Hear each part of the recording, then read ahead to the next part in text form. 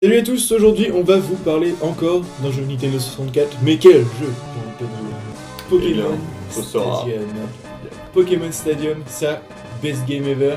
Je sais pas ce que t'en penses, mais franchement, j'ai passé des heures sur ce jeu quand j'étais jeune. Je pense que tout est parce que on a tous connu le grand phénomène Pokémon. Nous, c'était la première heure dans les cours de récré, c'était la folie vraiment. Et là, c'était le premier épisode qui est arrivé en Europe sur console parce que non, c'est la suite de l'épisode qu'il y a eu. C'est ça, en fait c'est le premier en Europe qui est sorti en 2000, du coup il est sorti en 99 au Japon, mais c'était déjà la suite d'un autre Pokémon Stadium au Japon.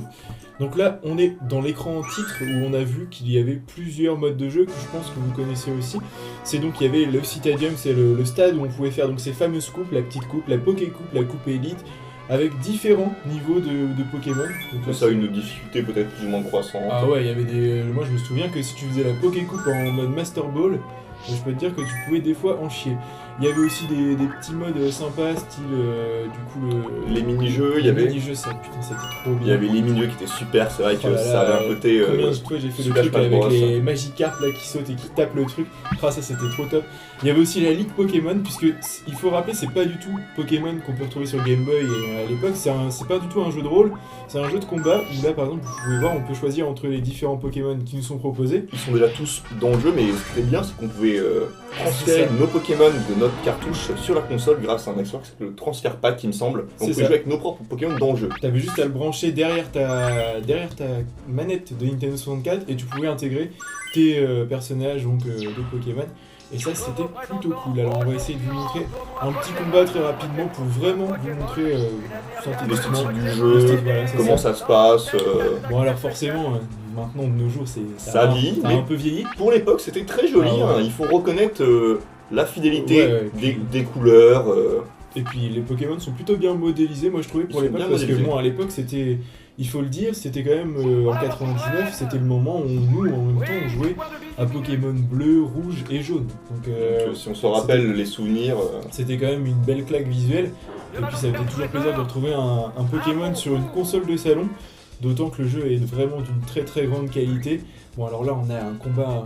intrépide et trépidant. J'ai même envie de te dire entre Florizard et ce qui était très très bien dans le jeu aussi, c'est les commentaires du type.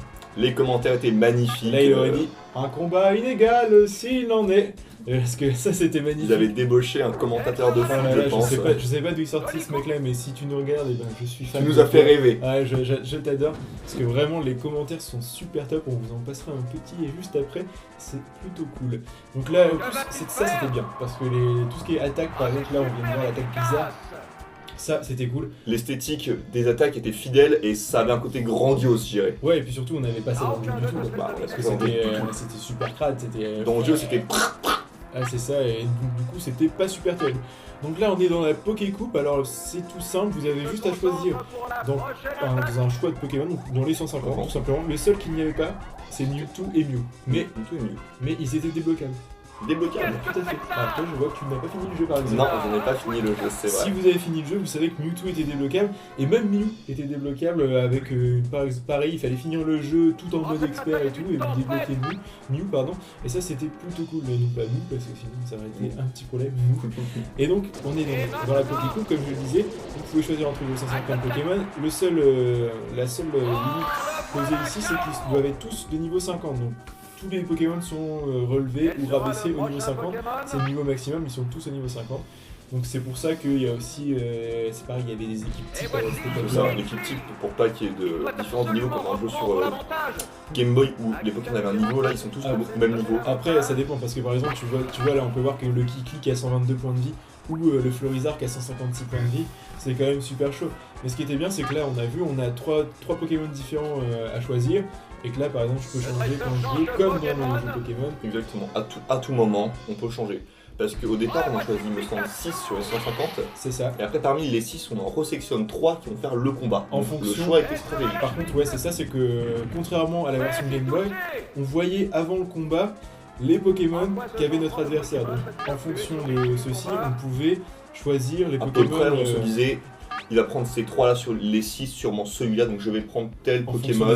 Puis c'est vrai qu'en général, il y avait aussi le mode aventure, là, c'était le mode cité mais solo, où on avait, petite action, on avançait dans l'histoire, pareil que dans la fameuse ville Pokémon qui était dans le château juste en haut à gauche dans le menu d'accueil, où il y avait par exemple, il y avait Pierre de la Reine d'Argenta, il y avait Exactement. Ondine, tout ça, donc on savait déjà que lui il avait un Onix et un Rakaillou, que Ondine elle avait un Starry et puis un Un Staros, poids sirène. un toit sirène, donc là il fallait plutôt prendre Pikachu ou des choses comme ça. Après c'est un jeu vraiment qu'on vous conseille quand même vivement si vous n'y avez jamais Oui. touché, parce que ça reste, ça c'est pareil que tous les jeux qu'on a fait avant, que ce soit Mario Kart, que ce soit Super Smash Super Bros. Smash Bros, c'est des jeux qui sont juste super terribles à jouer Ils sont super. en multijoueur, parce que ça permet de passer des super bonnes soirées. C'est un jeu qui a été produit à des quantités industrielles et qui est très facilement trouvable, donc ne vous fiez pas forcément au prix qu'on peut trouver sur internet de ce genre de jeu, parce que moi pour vous dire par exemple j'ai pu le choper il y a de ça 6 mois, 1 an en boîte nickel pour une vingtaine d'euros.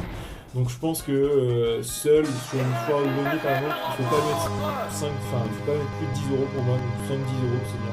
Sachant que bon ça reste un jeu de super qualité, donc Ça reste un jeu de 5-10 très bonne euros, qualité. c'est le prix, voilà, c'est le prix qu'il sait bien me trouver. Après, voilà, 10-15 euros, une fourchette quoi. Et puis entre 15 et 20 euros en boîte, ça me paraît plutôt honnête. Ouais, parce que le pré-avant était en loose, c'est-à-dire sans la boîte.